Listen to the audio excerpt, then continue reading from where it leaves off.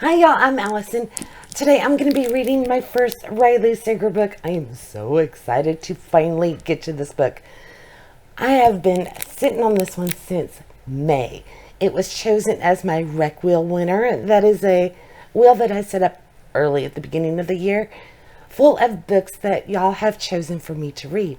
And for each book that wins the spin on the wheel, I am supposed to do a little reading vlog because 4 stopping points have been provided for me. So whenever I reach one of those designated pages, I will come in here and let you know what I'm thinking about the book up to that point, giving my impressions, let you know how my enjoyment of the book is going. Don't worry though, I will be avoiding spoilers. If I do feel the need to just talk specifics, I will clearly mark it with a little spoiler tag so you can easily skip ahead and not ruin your own reading experience. Now, this one was recommended to me by Amanda's Booktopia. This was her favorite read of 2023. And I've never read a Riley Sager, so I've seen his name everywhere, of course, and been intrigued. But for some reason, one of his books hasn't landed in my hands before. And today, that's all going to change. I have been dying to read this one. So I don't know if this one, I think it falls more on the thriller side than horror, but I could be wrong. I will let you know as I figure it out when I make my way through the book. I know my first stop is going to be 80 pages in. So I will read up into that point, then I'll close my book, turn on the camera, and let you know what I think about the setup of the book, how it's going up to that point. I will say this, any book that like incorporates a nursery rhyme, especially a horror or a thriller, I am all there for it. And this one does, because we are going to have a Lizzie Borden style massacre. At 17, Lenora Hope hung her sister with a rope, stabbed her father with a knife, took her mother's happy life. It wasn't me, Lenora said, but she's the only one not dead. I just got chills from that alone. So I am super excited for this. From what I understand, this all happened in Maine way back in 1929. And Lenora was 17 years old. And she was suspected of being the perpetrator, even though the police were never able to prove it. And she denied it, but she hasn't spoken of it since that first denial all those years ago. And then we are going to fast forward to 1983. Love it. Is this really set in the 80s? I've been feeling so nostalgic for the 80s. I was a teen in the 80s and life was a lot simpler then. Anyway, we are going to be jumping to 1983 and have a home health aide, Kit McDear. She's going to be staying at the decaying Maine coastal home to care for Lenora, who is now in her 70s and confined to a wheelchair. Oh, Lenora was rendered mute by a series of strokes and only can communicate with Kit by tapping out sentences on an old typewriter. I love it. I didn't know we were going to have that aspect to this. Okay, so one night Lenora uses it to make a tantalizing offer. So Kit's going to help Lenora write about the events leading to the Hope family massacre. And it becomes clear there's more to the tale than people know. I've got goosebumps, y'all. I am so excited for this. I haven't read the full flap. I've read little bits and pieces. But, new details are going to come out about the predecessor to her home care because they departed rather abruptly. And Kit starts to suspect that Lenora might not be telling the complete truth. And that the seemingly harmless woman in her care could be more dangerous than she first thought. I am excited. Okay, I am going to go dive into this book. I'm actually reading this for a bingo maze, which I have no idea which order anything's going to come out. But this is kicking off a phase 2 of bingo maze. Thank you, Amanda at Amanda's Booktopia, for making sure I get Riley Sager in my hands. And I'll have to check, is Riley male or female? I don't know. I do know it's a pen name. Doesn't matter to me. Gothic horror, I think it says on here. It's Gothic horror at its very best. Okay, crumbling mansion by the sea, dripping with blood, secrets, and forbidden romance. Okay, I will see y'all in 80 pages. I just reached our first stop on page 80, and I am 100% enthralled, loving every second of this book. From the writing to the tone to the story itself, it's just, love it. If this is a true representation of Riley Sager's works, then unless something takes a drastic turn at some point, this author is going to be living on my shelves, because I am here for every second of it. Amanda, thank you, thank you. So, okay, let me see. We are doing this spoiler free, but first of all, the 80s nostalgia, I'm loving it.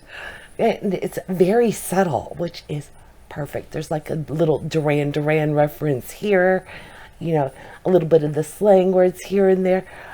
It's very subtle, but worked in there so beautifully that, yeah, it brings out the inner teenager in me.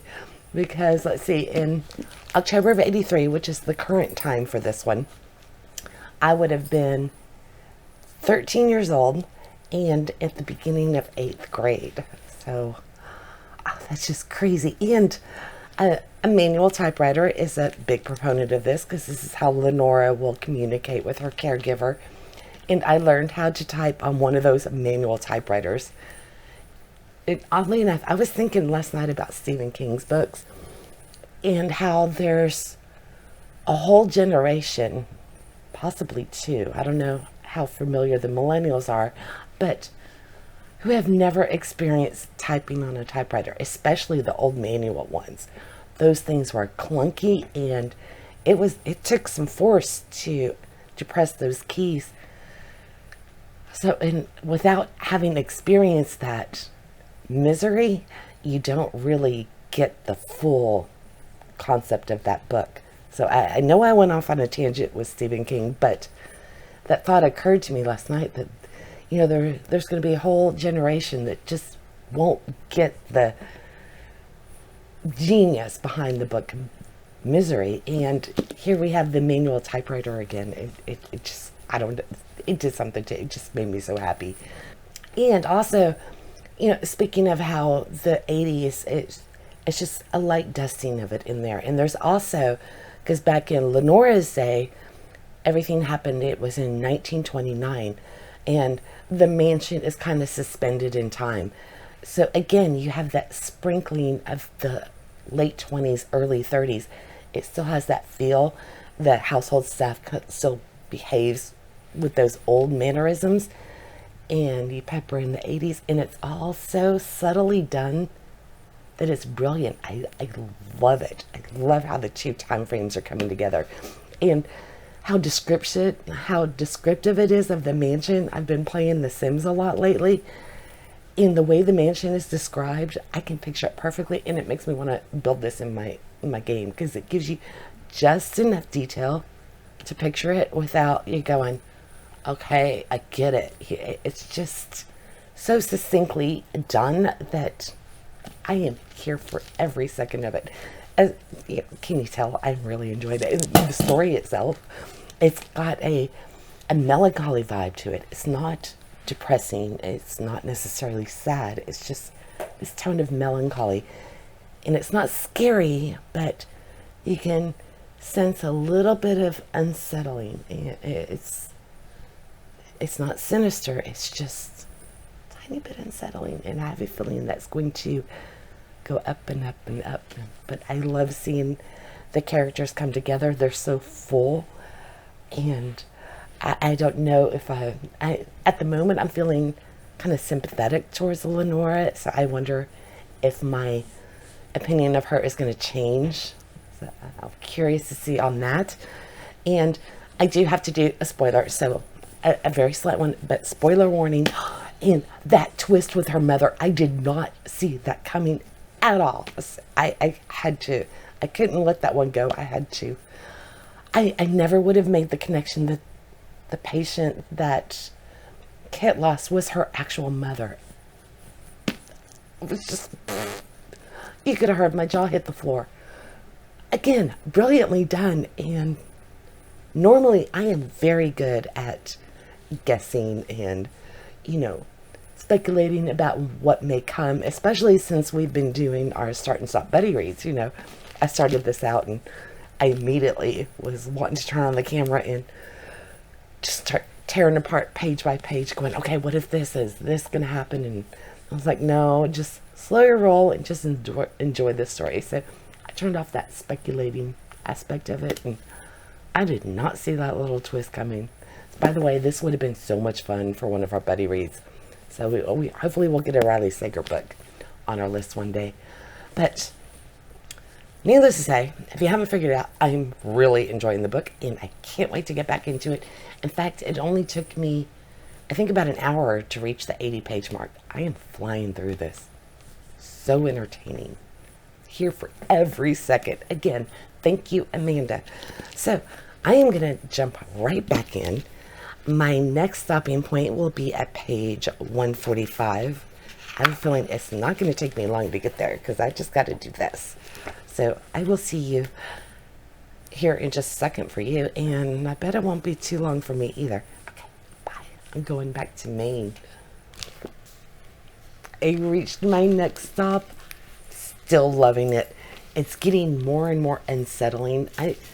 I don't think this is necessarily a spoiler. It's the house has tilt to it, being on the cliff, and I guess the cliffside is starting to erode away, so everything's a little tilted. You can see it in the sinks and bathtub, and like the bedding will slide down during the night.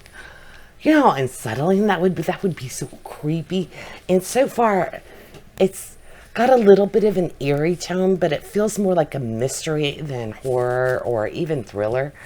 But I love how it's the backstory of what happened in 1929 is slowly being revealed. It's like just little layers of an onion peeling away, revealing a little bit more, and it's just, I'm so here for it. I want to know what happened. I am loving the characters, loving them, and I can't help it. I'm starting to speculate more and more. It's like, I'm just going to say it now. I don't think it's a spoiler because I would assume everybody would be right there with me. I don't think necessarily that Lenora did it. And now I'm starting to wonder, was it multiple people, or who could it have been? It's just, love it. And I have to say, I'm just as intrigued with Kat's story. She's the caregiver, and she's just as compelling. So, all right, I am going to continue on. My next stop will be, I've got a longer stretch this time, so I'll be going to page 235. So I will be doing this much. Should go here. It's going on like 9:30. I don't know if I'll finish this tonight. I'm getting hungry. I haven't had dinner, and I don't like to eat while I'm reading because I don't want to mess up my books, especially since this is a library book. So I might make a plate of nachos and then get back to reading because I made tacos earlier in the week, and there's just enough meat left for a good plate of nachos, and that sounds really yummy. So, I don't know. I may just have to continue reading, though. I am that invested in. This is the perfect book to pick up after you haven't read for a long time. I wasn't necessarily in a reading slump because I've just been too busy. I haven't read anything in a month. And talk about escapism. I haven't thought about what's going on in my own chaos the entire time I've been reading because I'm so here for it. I will say, though, that the presidential debate was going on tonight. I did catch a little bit of that. My husband was more paying attention to it than I was. And I would like door number 3, please, Alex.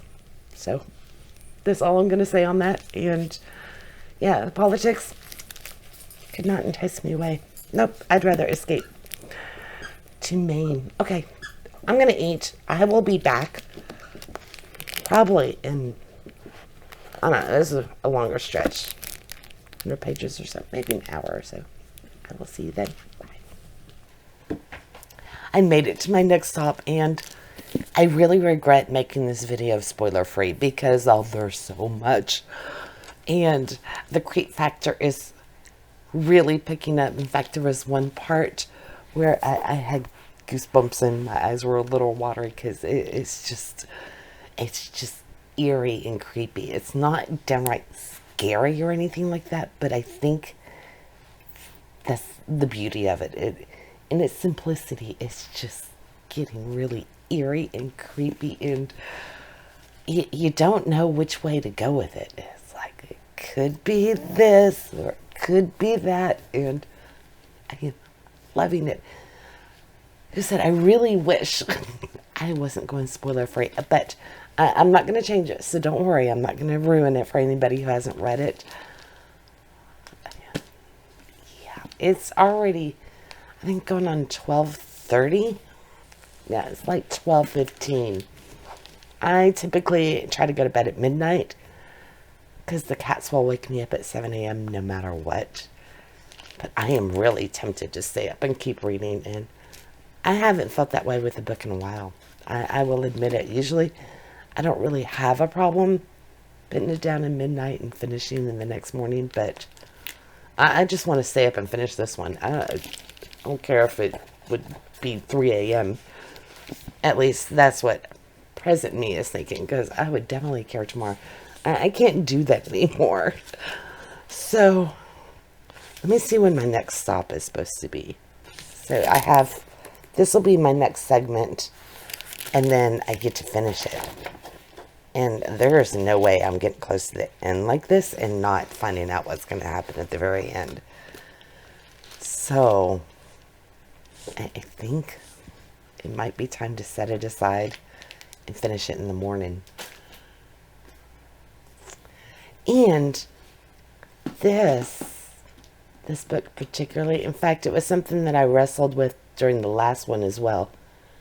I think it was it Princess Bride? Is that our last? I'm not sure which book it was. Anyway, I think this could have been fun to do as a mini buddy read, to where I talked specifics and speculated. So I don't know. We may have to do that in the future. So, because it would have been fun to speculate and guess my way through it, but not, release the videos quicker. I don't know. Maybe there's something to that. The algorithm would hate it, but I think we could have a lot of fun with it. So, something to percolate. Maybe I'll do that after life gets back to normal. We might try that come fall. All right. I think I'm going to maybe read just 10 more pages, and then I'm going to go to bed. I will finish this in the morning, and when I reach my next stop, I will come in and let you know what I'm thinking up to that point. I really hope it's not going to take a turn at the end, because I've had so many books, this style type, the thriller, horror, mystery genre blended all together. And then at the last 50 pages, it takes this wild left-hand turn and it ends up ruining the whole book for me. So I really hope that's not going to happen this time. We will see. I'll be really shocked if it does. I'm loving the writing. Okay. Yeah, I'm gonna say goodnight. Jack's trying to get the cord. And I will see y'all in the morning. Good morning. Jack's here with me, although he's being very feisty. Look how big he's getting. Isn't it crazy? I can't hold him. He wants to go. I was getting scared. I was brushing my hair and he was watching very closely. I was afraid he was going to come up here and try and attack it. Anyway, it's that Thursday now. I ended up staying up till I think about 1:15 because I couldn't put down the book. I ended up picking it up after I checked in with y'all and continued to read for, I guess it was another, I don't know, roughly hour or so. I did go an hour past my bedtime, and I do not regret that at all. And it was so hard to put it down and force myself to go to sleep because I could have easily stayed up last night and just finished this book. So riveting. some things were revealed, and I had called it. I foresaw what was going to happen, and I didn't start, although I may have been handheld all the way up to that, because, I was beginning to suspect, and then I think it was probably maybe, I don't know how many pages, but it wasn't shortly thereafter I started to form a new theory on what was happening, that it was confirmed. So it was probably spoon-fed to me, and it was done so well that I felt proud of myself for going, I know. But we still have quite a bit of story left, and there is way more to divulge. I will say there was one little aspect with a side character that I didn't expect that I thought was pretty cool. So I don't want to, this no spoilers is difficult because, oh my God. Okay, I feel like I'm all over the place. It's because I'm trying to avoid specifics, and my Diet Coke levels are low. So I did have to go out and get some Diet Coke because somebody drank the last cold one, and that is my coffee in the morning, and I need my ice cold Diet Coke. So I did have one, and then I went to get my second one, and it's just lukewarm. It won't cut it. My Yeti is incredible. Ice is incredible, but it takes a while to work its magic. So anyway, I went out to QT. You probably don't care. I am all over the place. I will be back with y'all when I finish this book, because I really want to know what's going to happen. Okay. Hopefully my brain will be working a little bit better at that point. Bye. Oh my God. I just finished it, and all of the emotions. So much happened in those last, I think, 50 pages or so. While I may have figured out part of the plot, that was, I was hand-fed that, because what came after, like I said, such an emotional roller coaster. I did not see any of it coming. And I do have to say, I love how much the house was part of the story as well. The house felt like another character, and that was beautifully done. I could so easily picture this as a movie, and if it was, I will be there on opening day. This book was incredible. Amanda, thank you again for getting it on my list and for introducing me to Riley Sager. I am a huge fan of his now, and I cannot wait to start exploring his other books. So incredible. Easily see why it was your favorite book of 2023. I was there for every page. There was not one moment where I got bored. There was no repetitive moments. Nothing felt dragged out. And the pacing was just, if you haven't read it, or if you haven't read anything by Riley Sager, go get The Only One Left. I guarantee you will enjoy it just as much as I did. Wow. Just wow. So many. I actually got a little teary-eyed at the end. It was just not. Whew. It was good. Really, really good.